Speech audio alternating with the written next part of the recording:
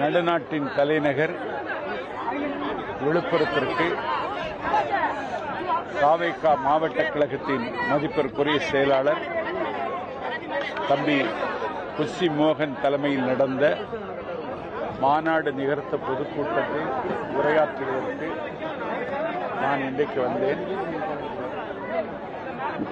இந்த நகராட்சி மைதானத்தில் எல்லா திசைகளிலும் கட்டுக்கடங்காத கூட்டம்,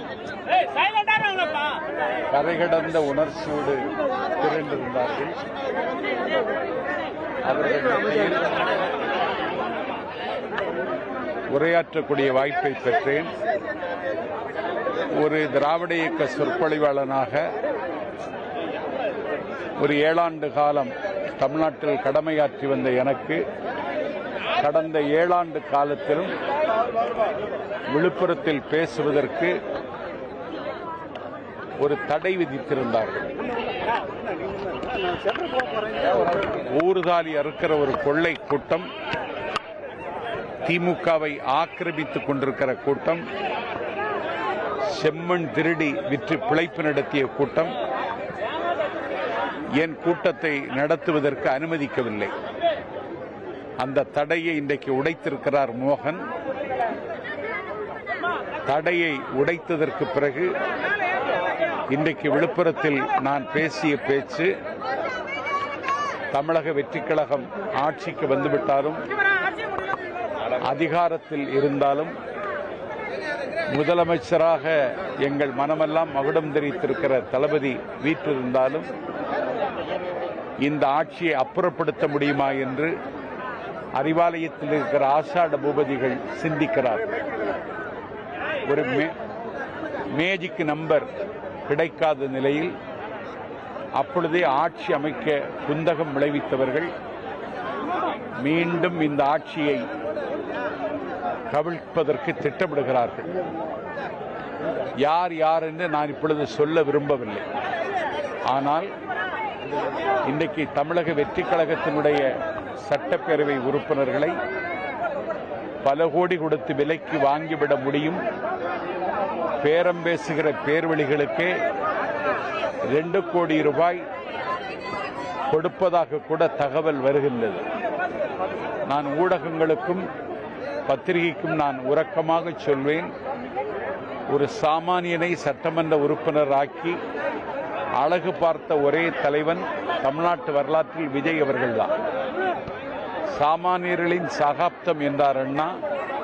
அதை நடைமுறைப்படுத்துவதற்கு அண்ணாவை காலம் அனுமதிக்கவில்லை.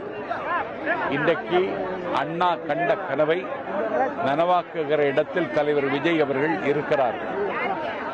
இந்த ஆட்சியை அப்புறப்படுத்தி விடலாம் என்று கருதுகிறவர்கள் இன்றைக்கு சேராத இடத்தில் சேருகிறார்கள். அதிமுகவினுடைய உயிரோட்டமே திமுக தான் அவர்களுக்கு எதிரி. அந்த திமுகவோடு கைகோர்ப்பதற்கு அந்த கட்சியை சில்லு சில்லாக உடைத்துக் கொண்டிருக்கிற எடப்பாடி பழனிசாமி ஆதரிப்பதற்கு அணியமாகிவிட்டார். இன்றைக்கு மிகுந்த ஆச்சரியம், விருதுநகர் மாவட்டத்தில் திருச்சுழியில் இந்தியாவினுடைய நிதியமைச்சர் நிர்மலா சீதாராமனும் தமிழ்நாட்டின் முன்னாள் நிதியமைச்சர் தங்கம் தென்னரசும் கூடைப்பந்து விளையாடுகிறார்கள். இந்த கூடைப்பந்து 2 பேரும் சேர்ந்து விளையாடுவது திமுகவுக்கும் பிஜேபிக்கும் பந்தம் வருகிறது என்பதை வெளிப்படையாக அறிவிப்பது போல இருந்தது. ஆகவே பாஜக என்கிற மதவாத சக்தியை நோக்கி திமுக இன்றைக்கு திரும்பிக் கொண்டிருக்கிறது. விரைவில் அவர்கள் இணைவார்கள். அதற்கு திமுக தயாராகிவிட்டது. அதிகாரம் இல்லாமல், கொள்ளையடிக்காமல் அவர்களால் இருக்க முடியாது. ஆகவே தாவேக இந்த எல்லா சக்திகளை தன்னந்தனியாக எதிர்கொண்டு 39.2% ஓட்டை, 34.92% ஓட்டை நடந்து முடிந்த தேர்தலில் தனியாக நின்று வாங்கியிருக்கிறது. திமுக 26 கட்சிகள், 200 சாதி குழுக்கள், பல்லாயிரம் கோடிகள் செலவழித்தும் இன்றைக்கு அவர்கள் தோற்று போனார்கள். அந்த அதிர்ச்சியிலிருந்து திமுக மீளவில்லை. திமுக மீளாது. மோகனை போன்ற மாவட்ட செயலாளர்கள் செயலில் இருக்கும் வரை திமுக தமிழ்நாட்டில் உயிர் வாழ்வதற்கு சிரமப்பட வேண்டியதற்கும் இன்றும் விஜய் தான், நாளையும் விஜய் தான், நாளை மறுநாளும் விஜய் தான். தலைவர் தளபதி